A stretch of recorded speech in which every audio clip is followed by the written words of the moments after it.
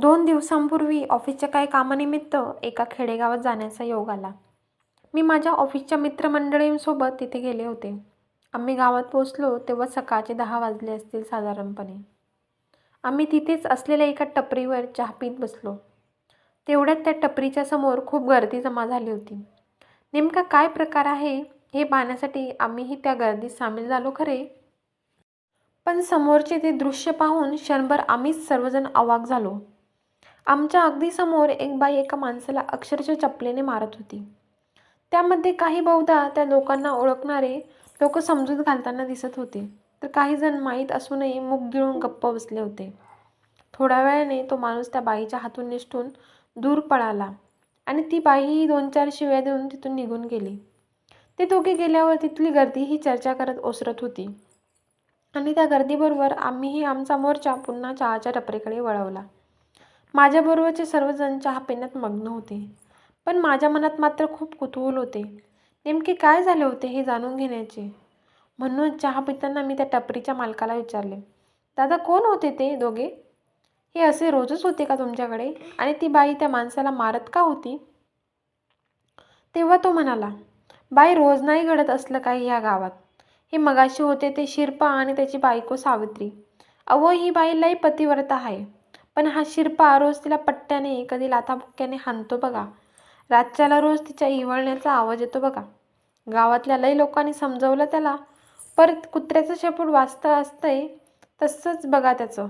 बिचारी सावित्री मार खाती, एक चुकार उलट नाही बोलत, नेटाने घर चालवती ती 4 घरचे कामं करून. हे ऐकून मला खूप वाईट वाटले सावित्रीबद्दल. खरं तर तिचा माझा काही एक संबंध नव्हता, तरीही आणि म्हणूनच मी पुढे काय झाले हे ऐकण्याची त्या चहाच्या टपरीवरच्या मालकाला पाहू लागली. तसा तो बोलू लागला, अहो 4 वर्षापूर्वी त्यांना एक लेक झाली. शिरपा जरा नाखुशच होता व लेक झाल्यावर तर अजूनच दारू प्यायला लागला. काल त्याने सावित्रीचे पैक नाही दिलं म्हणून लई मारलं आणि पहाटे डोळा लागला तिचा तसं दारूसाठी लेकीला विकायला घेऊन गेला होता. सावित्रीला जाग आली तेव्हा लेक शेजारी नाही दिसली तशी ती शोधाशोध करायला लागली बघा. तेव्हा शिरपाच्या एका दोस्ताकडून कळलं तिला. तसं जमीनच सरकली बघा पायाखालची तिच्या. हे कळलं ना तिनं जाऊन कसंबसं गाठलं शिल्पाला आणि लेकीला वाचवलं. अनर्थ टळला बघा. आणि त्याच बाई घरला गेली. तिनं घरी लई वाईट पाहिली आणि शिरपा नाही आला घरी. कुठून तरी तिला कळलं की दारू पिऊन पडलाय नाल्यापाशी. तशी ती तिथं गेली आणि तिथून मारत मारत होती बघा त्याला, न मारतच इथवर आली बघा. सावित्रीसारखी पतिव्रता बी कधी असं वागल असं गावच्या कोणाला बी वाटलं नव्हतं बघा.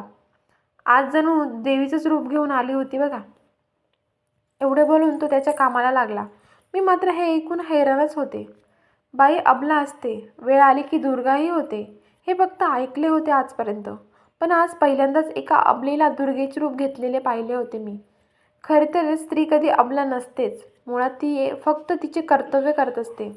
आपण बरेचदा ऐकतो स्वतः स्त्रियांना त्यांच्या मातृत्वासाठी कितीतरी गोष्टी सहन करताना पाहतो, पण हे मातृत्व जर तिची कमजोरी असेल तर प्रसंगी हेच मातृत्व तिची शक्तीही आहे. आणि जेव्हा जेव्हा स्त्रीच्या शक्तीचा, तिच्या स्त्रीत्वाचा, तिच्या मातृत्वाचा हक्क किंवा तिचा स्वाभिमान कोणी हिरावून घेत असते, तेव्हा ती प्रसंगी दुर्गाही होते आणि महाकालीही.